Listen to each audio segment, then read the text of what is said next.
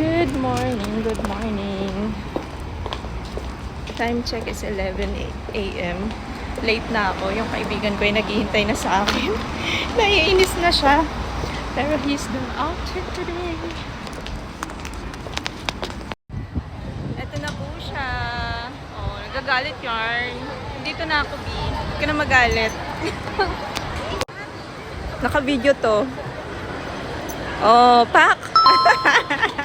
So, may nagkikrave ng noodles. Ako nag-crave ako ng noodles last night. So, kumain ako ng dinner dito.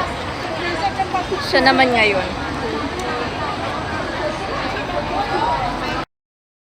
So, waiting kami sa... Ay, ako pala, sa pagkain ko. Si Jel, ayan na. Parang parehas ata kami nang in-order ng pagkain. Ito pa, naano siya, na-stress siya doon sa matanda. Nagagalit siya. Kasi masungit si nanay. Tapos, nung inabot niya kanina sa akin yung sukli na 20 cents, sabi ko, nalaglag. Tapos pagtingin niya, doon ata sa parang sabaw ng mantika. Eh bakit? Hindi ko naman kasalanan yun, siya yung nag-abot eh. Diba? Ay, ganun talaga yung matatanda dito. Yung ano, masusungit. Bira lang yung matandang friendly. Ayokong tumanda ng ganyan kay nanay. Yung laging galit sa mundo. Na-stress ka talaga dahil.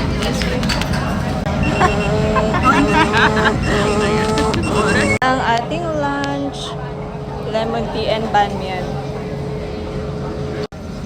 So ayan na, kain muna kami. Yung isa, wala, naggutom na ata talaga siya. So, time check is 12:55. Tapos na kami kumain. Punta kami ng City Plaza. Wala lang, libot-libot lang. Pakita mo ako. Maganda ako.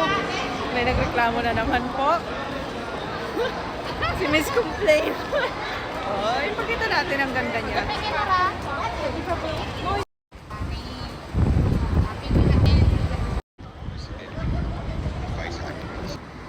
Tama po akong vampira. Takot siyang mainitan.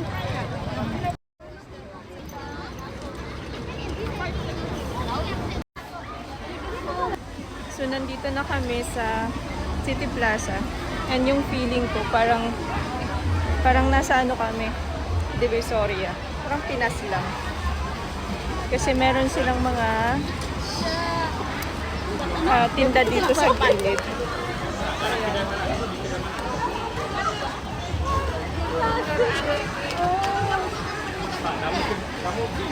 Dahil siguro sa Chinese New Year. Titingin siya ng pantulog. 2 for 10. 1 for 6. Pang nanay naman. Nanay na nanay. Oo. So pag Namatay! ganito, Walang signal ka. Saan ka ba? ay ganito oh, cute. 2 for 28. 1 for kumot. Ang cute. 3 for 10. Anong ano niyan? Use? Lagay ng tubig? Water bottle. Ah, maganda no? Itong lugar na to, malimit na tambayan ito ng mga Indonesian. So ito yung pinaka, parang dito rin sila mga nagtitipon-tipon kasi nandito rin yung bilihan ng mga pagkain nila.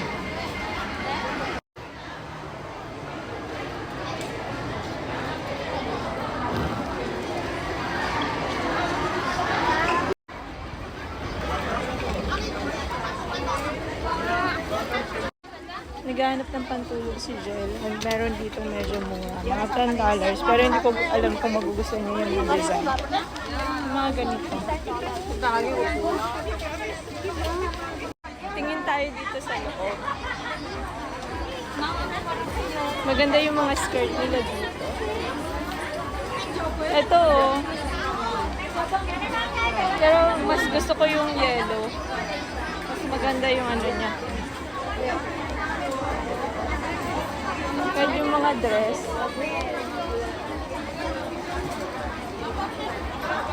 For $17.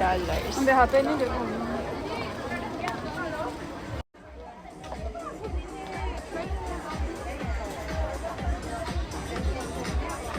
Actually, medyo may kamahalan yung mga damit nila dito. Baka dahil sa kanilang renta.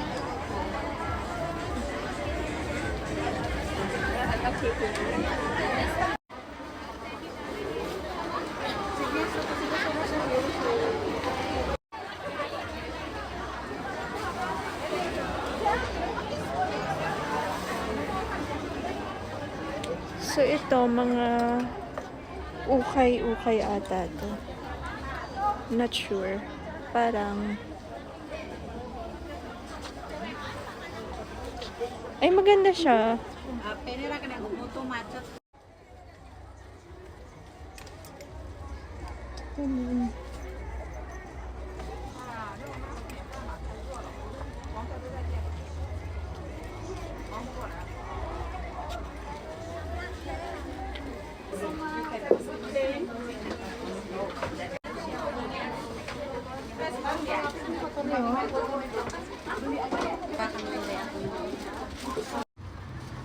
Init na inday.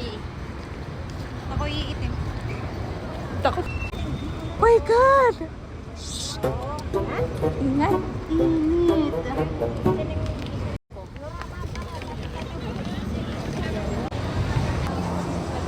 Ito, oh. May mga dessert sila dito. Gusto mo try? Kasi ano natin. So, meron kaming pupuntahan dito. Papakita ko kay Jel yung nakita kong tindahan na murang... Mainit. Murang... Sunog ako inday. Murang mga perfume. So, dinala ko dito si Jel sa nakita ko. Accidenting na nakita ko tong tindahan na to ng mga pabango. And ang dami nilang mga iba't ibang klase ng pabango dito. Hapon. Wait. Paamoy nga.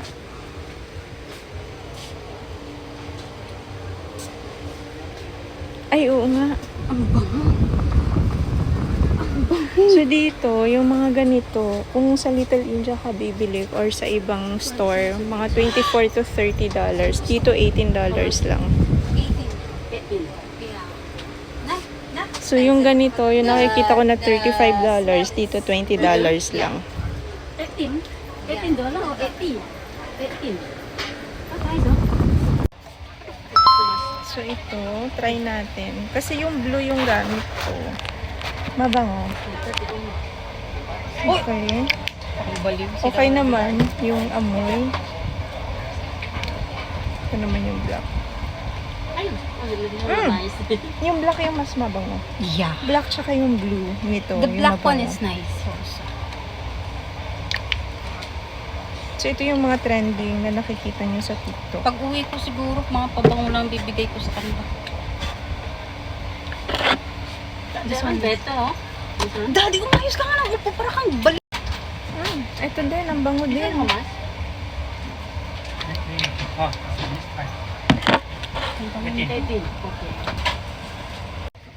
Ito yung i-clear pala. So dito, 24 lang siya. Sa ibang shop, 35. Ang bango. Mahal to. Pero dito, di ba sabi ko sa'yo, Doon sa pinuntahan natin nagdati tagsa. But here is... ito din.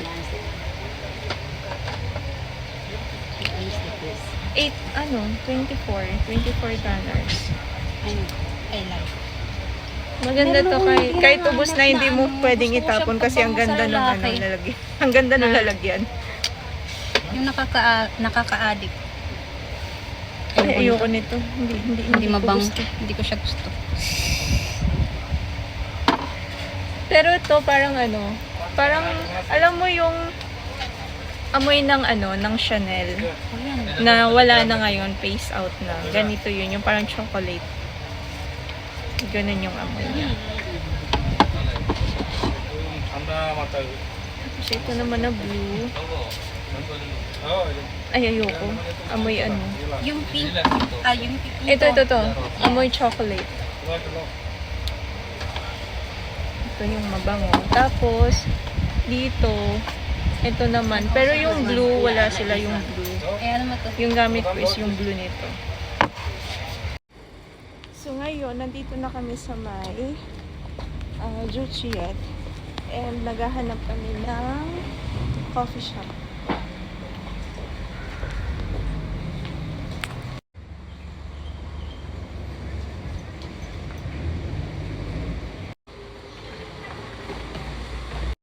Wala kaming specific na lugar talaga na pupuntahan. Kumbaga, naghahanap lang kami. Pero yung isa, napaka-reklamador. Grabe. Ang iyan sinasabing iip nito. Malamang. Dito, may tubig ata. So dito, parang nare-remind ako ng tindahan ng sa Pilipinas. Tingnan nyo, parang yung sari-sari store sa Pilipinas.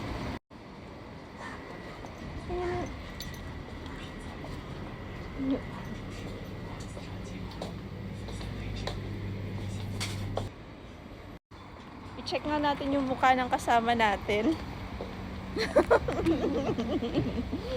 Visit siya. Dahil mainit. Dahil mainit. Ayaw niya sa mainit, guys. Gusto niya lang puro aircon. Kaya ano to, clumsy to eh. Kasi hindi naiinitan. Ayan.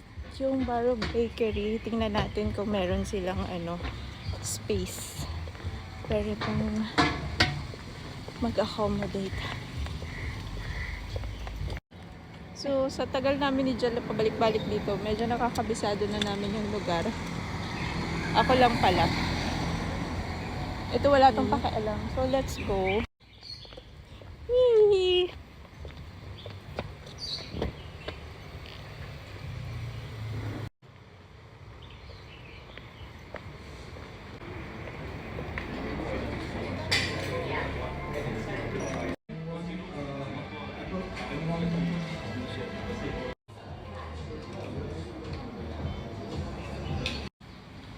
So, ayan, masaya na po yung isa. Kasi finally, nakaupo na siya sa malamig na lugar. Hindi rin. Mainit pa rin.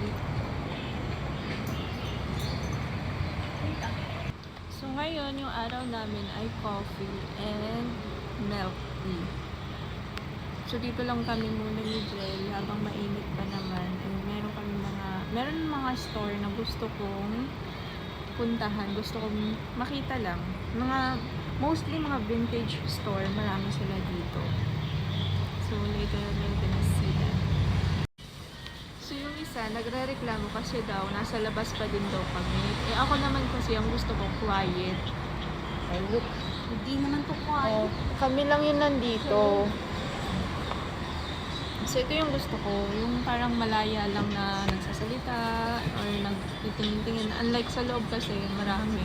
Pero merong bakanting, isang mesa. Dalawang mesa pala.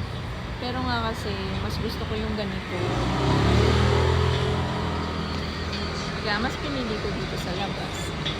So, dito, yung mga sinuserve nila, maliliit lang pala talaga na cup ng coffee. So, pakita ko sa inyo. Ayan yung order namin. Ito, yan, piccolo latte. And then, ito yung croissant.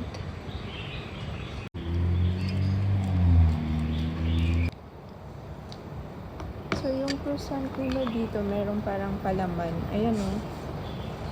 Sa loob. Hindi ko lang alam kung ano siya. Ang layo-layo pa ng pinunta natin dito.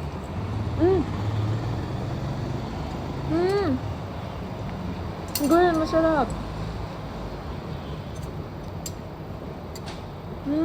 Alam, may palaman ata siya sa loob.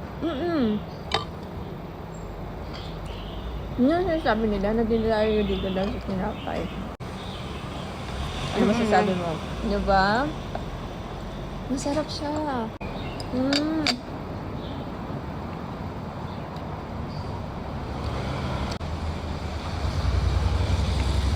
Parang coconut eh.